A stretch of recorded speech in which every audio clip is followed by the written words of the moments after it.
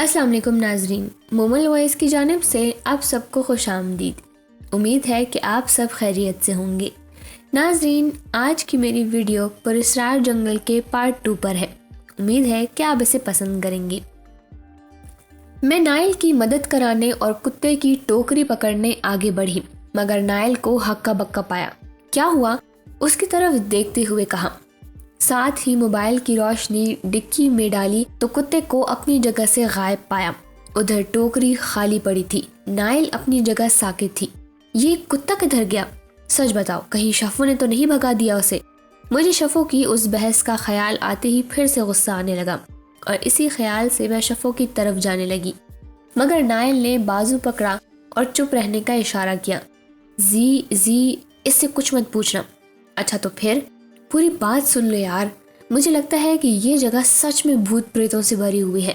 شفو اس وقت سے ہمارے ساتھ ہے، وہ تو خود اس کتے سے خوفزدہ تھی، بھلا اسے کیوں نکالنے لگی؟ یار اس بات کو بھی رہنے دے، وہ ڈرپوک ہے، اوپر سے ماحول بھی ایسا ہے کہ ہم سب کو ڈر لگ رہا ہے۔ پھر ہم اکیلی 4 لڑکیاں، اگر وہ ناراض ہو کر چلی گئی تو گروپ ٹوٹ جائے گا۔ ابھی رات اکٹھے متحد ہو گئے رہو، صبح کی صبح سوچیں گے۔ اس کی بات سن کر میں کچھ بول ہی نہیں سکی، کیونکہ وہ درست کہہ رہی تھی۔ یقین بھی تھا کہ شفو کبھی کتے کو نکالنے کا نہیں سوچ سکتی، مگر ہمارے سوا وہاں تھا ہی کون؟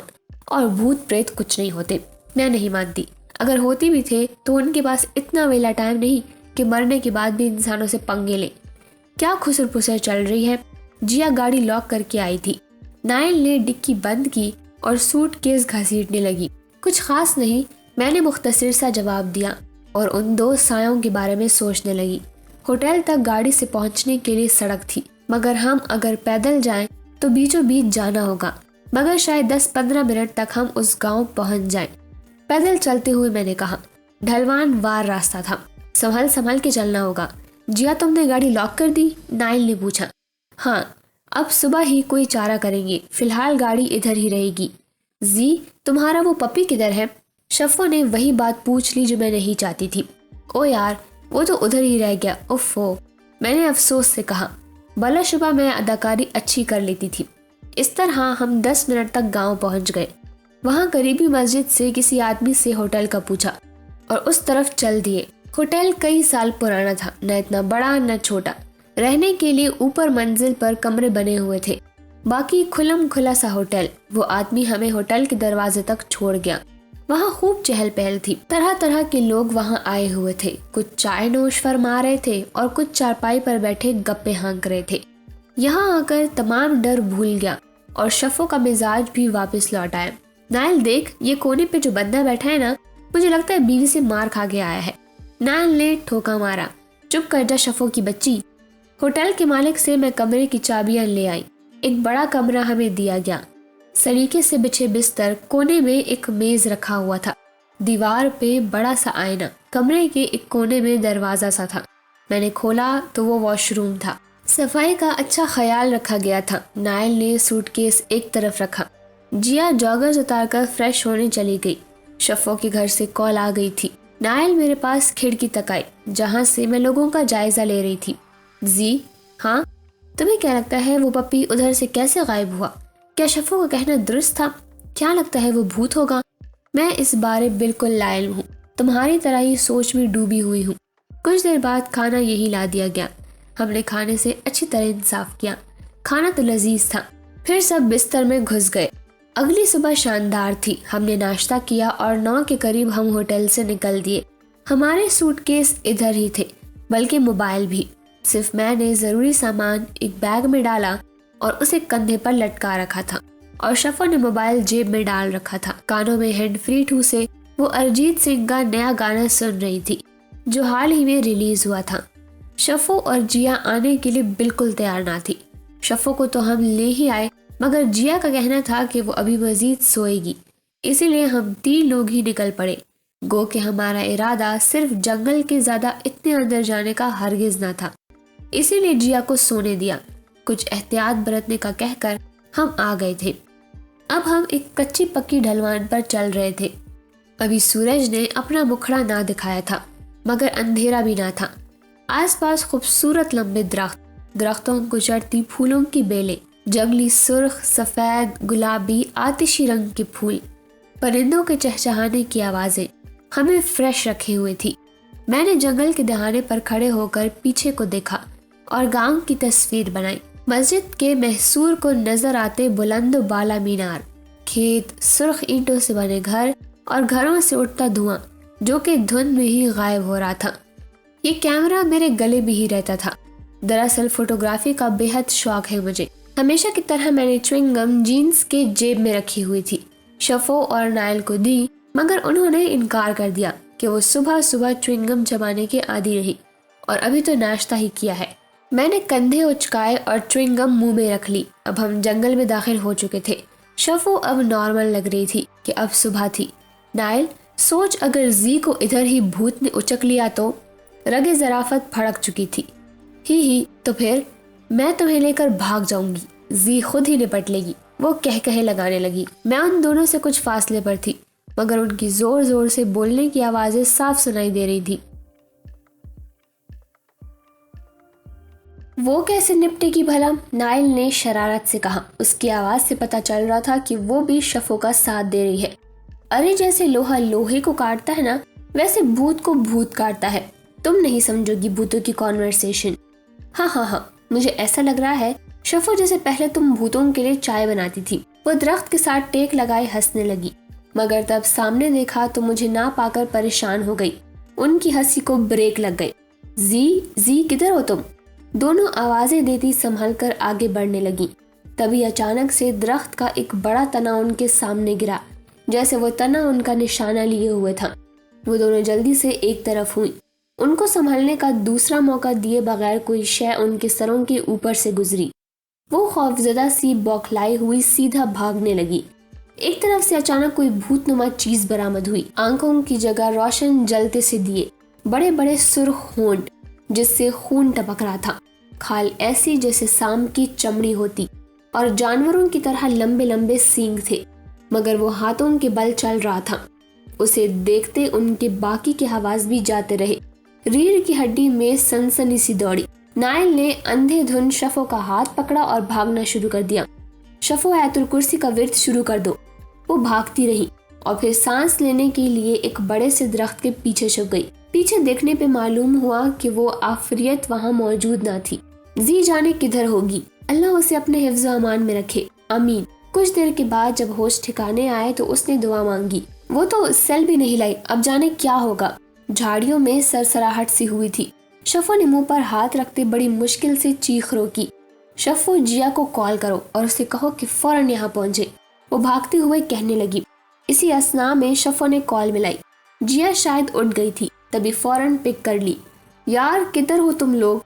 मैं जंगल के करीब पहुंच रही हूँ, मनहूसो मुझे भी लेने आओ। No Jiya help, call the police. और फिर अचानक से उसके मोबाइल के सिग्नल चले गए। शफो ने मुझे एक तरफ से आते देखा तो चीखने लगी, नायल, जी भूत, जी का भूत, वो देखो।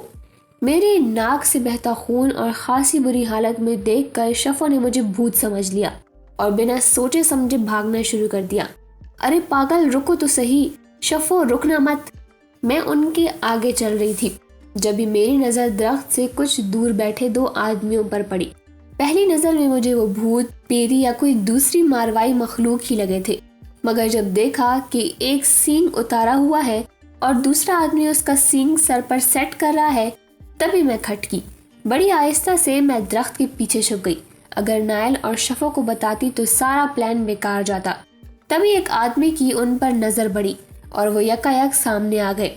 वो दोनों ऐसा बौखलाई कि पीछे मुड़कर ना देखा। लड़कियां जाल में फंस चुकी थी। ये जंगल अब इन्हें कहीं ना जाने देगा। हाँ, जंगल का हर भूत वाकिफ है हमसे। दूसरे ने हाथ पर हाथ मारते कहा, आज ही माल लेने आने वाला है। इन मुर्गियों को देखकर लुइस बहुत खुश होगा। हाँ चल, अब माइकल को कॉल मिला, मैं लड़कियों को देखूं। एक आदमी झील के पार गार की तरफ चला गया और दूसरा शफो लोगों की तरफ। मुझे यकीन हो गया कि यहाँ कोई भूत नहीं रहते, बल्कि ये तो स्मगलर्स का इलाका है, जिसे भूतों का इलाका बना दिया गया। मैंने देखा कि मौका अच्छा है तो जॉगर्स में रखा दस्ती चाकू निकाल लिया और उस पर हमला कर दिया। पहला वार कारी लगा کہ وہ بے خبر تھا۔ دوسرے وار پر اس نے میری ناک پر مکہ مارا، اچھی خاصی جھڑپ ہوئی، مجھے شاید وہ قابو کر لیتا، مگر میں نے پوری زندگی رونے سے اب مرنے یا مارنے کو ترجیح دی۔ تبھی پلٹی ماری اور اٹھ کر اس کے پیٹ پر لاتیں مارنا شروع کر دی۔ وہ پیٹ پکڑے دوہرا ہوا تو اس کا ہی سینگ پکڑا اور اس کی پسلی میں گھوم دیا، بیگ سے رسی نکال کر اسے باندھ دیا۔ پھر شفو لوگوں کو ڈھونڈنے چلی گئی۔ رکو نائل، میں زی ہوں، یہ دیکھو فرینڈز بینڈ۔ میں نے فرینڈز ڈے پر نائل کا دیا ہوا بینڈ اسے دکھایا جو کلائی پہ باندھا تھا۔ نائل بھوت کب سے بینڈ پہننے لگے؟ شفو ڈرپوک تو تھی مگر مشکل میں بھی جگتے مارنے سے پرہیز نہ کرتی۔ یہ وہاڑی والے شاید ایسے ہی ہوتے ہیں۔ بڑی مشکل سے انہیں یقین دلا کر ساری بات سمجھائی اور پھر اس بندے کی طرف لے گئی جہاں اسے رسیوں سے باندھا تھا، مگر یہاں میری بے وقوفی کہ اسے اچھے سے باندھ نہ پائی۔ وہ بھاگ گیا تھا۔ یار مشکل پڑ گئی، وہ بندہ تو بھاگ گیا، میں اسے اچھے سے باندھ ہی نہ پائی۔ تو کیا ہوا؟ تم کون سا پہلے بکریوں کو باندھا کرتی تھی جو تمہارا تجربہ ہو؟ نائل نے دانت نکالے۔ میں نے انہیں پلان بتایا اور پھر اسی پلان پر عمل کرتے میں غار کی طرف جانے لگی۔ غار کا دہانہ بڑا خوفناک سا تھا، ڈھانچوں کی ہڈیاں بکھری پڑی تھی، غار کی دیواروں پر خون لگا تھا۔ ہاں مگر باہر بہت خوبصورت منظر تھا، جھیل کے کنارے پرندے پانی پی رہے تھے۔ میں غار پہنچ کر دیکھا تو وہاں اندھیرا سا پھیلا ہوا تھا۔ پھر ایک جگہ میری ٹھوکر کسی چیز کے ساتھ لگی۔ میں نے اسے نظر انداز کرنے کے بجائے اس کا معائنہ کرنا چاہا۔ بہت دیر غور کرنے پر پتہ چلا کہ وہ تو انسانی کھوپڑی تھی۔ کراہت سے اسے ایک طرف پھینک دیا، اندھیرے غار میں چلتی گئی، مگر غار ایک جگہ جا کر ختم ہو گیا، آگے جانے کا کوئی راستہ نہ تھا۔ میں اس کے سائڈ پہ ہاتھ پھیرنے لگی، یہ ہو ہی نہیں سکتا تھا کہ یہاں کوئی خفیہ راستہ نہ ہو۔ اچانک ایک پتھر کھوکھلا سا معلوم ہوا، اسے چیک کرنے کے لیے میں نے بجایا تو وہ کھل گیا، لیکن وہ غار اندر سے ایک مکمل گھر میں تبدیل ہو گیا۔ باہر جنگل میں بہت دھند اور ٹھنڈ تھی جبکہ اندر روشنی سے بھرا پڑا تھا۔ اچانک میرے سر پہ بھاری سا کچھ لگا اور ہر وہ روشنی بھی ایک ایک کر کے جیسے بجھ سی گئی۔ میرے دماغ نے کام بند کر دیا تھا۔ مجھے نہیں یاد کہ پھر اس کے بعد میرے ساتھ کیا ہوا۔ جب مجھے ہوش آیا تو میں ہسپتال میں بیڈ پر پڑی تھی، ہاتھ میں ڈرپ لگی تھی، دماغ کافی دیر بعد کام کرنا شروع ہوا تو مجھے سارا واقعہ یاد آ گیا۔ میں نے اٹھنے کی کوشش کی تو مجھے دیکھ کر جیا، نائل اور شفو میرے پاس آ گئے۔ انسپکٹر ذیشان جو کہ جنگل سے گزر رہے تھے، جیا کو جنگل کی طرف جاتی سڑک پر چلاتے دیکھا تو رک گئے۔ پھر کچھ دیر کے بعد شفو اور نائل بھی ہامتی ہوئی آ گئی۔ جیو یار، زی اکیلی ہی ادھر، یار وہ وہاں، یہ بھوت نہیں، یہ یہاں، وہ سب، یار وہ زی۔ نائل نے ہامتے ہوئے ڈر سے لہجے میں پیچھے جنگل کی طرف اشارہ کرتے ہوئے کہا، بیٹا کیا ہوا ہے، پوری بات بتائیں۔ اس کی بات سن کر انسپکٹر ذیشان کو لگا کہ معاملہ گھمبیر ہے، اسی لیے اپنی پوری فورس کو بلا لیا اور اس غار پر کارروائی کر کے مجھ سمیت باقی لڑکیوں کو بازیاب کروا لیا۔ ان میں سے تقریباً زیادہ لڑکیاں ایسی تھیں جنہیں پیار محبت کے جھانسے میں یہاں لایا گیا تھا۔ مکمل واقعہ کریدنے کے بعد پتہ چلا کہ یہ وارداتیں کئی سال سے ہو رہی ہیں، کہ لڑکیوں کا گھر سے بھاگ جانا، کالج سے واپس گھر نہ آنا، اور پھر یہ جنگل انہوں نے بھوت جنگل کے حوالے سے مشہور کر رکھا تھا، جس میں ہر طرح کا شیطانی دماغ استعمال کیا تھا تاکہ سادہ لوح انسان یہی سمجھے کہ یہ جنگل پہ بھوتوں کا قبضہ ہے۔ زی شکر تجھے ہوش آ گیا۔ جیا میرے پاس آئی اور فکر مندی سے کہا، وہ لڑکیاں آزاد ہو گئی اور میں کہاں ہوں اور کب سے؟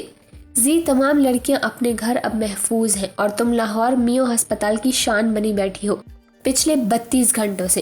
نائل نے میرے پاس آ کر سفید پھولوں کا بکے رکھا۔ مجھے پہلی بار اپنے زخمی ہونے پر رشک آیا۔ او چلو شکر ہے، تم لوگ کیسے ہو؟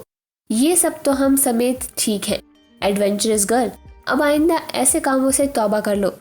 یہ تو اللہ کا کرم ہے کہ یہ مکھن میں سے بال کی طرح تم لوگوں کو بچا لیا، ورنہ یہ گینگ بہت خطرناک تھا، لڑکیوں کی سمگلنگ کرتا اور بیرون ملک بیچ دیتا، اور اس کام میں بہت بڑے بڑے نام بھی شامل تھے جن کی مدد سے یہ سب ہوتا رہا۔ انسپکٹر ذیشان نے آ کر کہا۔ جیا نے ان کا تعارف مجھ سے کروایا۔ اب اپنی ماما سے بات کرو، انہیں ہم نے یہ کہا تھا کہ تم نے پڑھائی چھوڑ کر چلا کاٹنا شروع کر دیا ہے، اسی لیے کچھ دن کسی سے بات نہیں کرو گی۔ شفو نے مجھے معصومیت سے سیل فون پکڑایا، میری آنکھیں کھلی کی کھلی رہ گئی اور اس بات پر سب کہے لگانے لگے۔ مہم جو کبھی ہار نہیں مانتے، ان کی زندگی میں بنا مہم کیے روٹی ہضم نہیں ہوتی، چاہے پھر سامنے طوفان ہو یا فولادی طاقت۔ سچا مہم وہی ہوتا ہے جو ڈر سے بالکل نہ ڈرے، بلکہ اپنی زندگی سے ڈر کو زمین بوس کر دے اور ہر بار کامیاب لوٹے۔ امید ہے کہ آپ کو ہماری یہ کہانی پسند آئی ہوگی۔ اگر ہاں تو ویڈیو کو لائک کرنا اور چینل کو سبسکرائب کرنا نہ بھولیں۔ شکریہ۔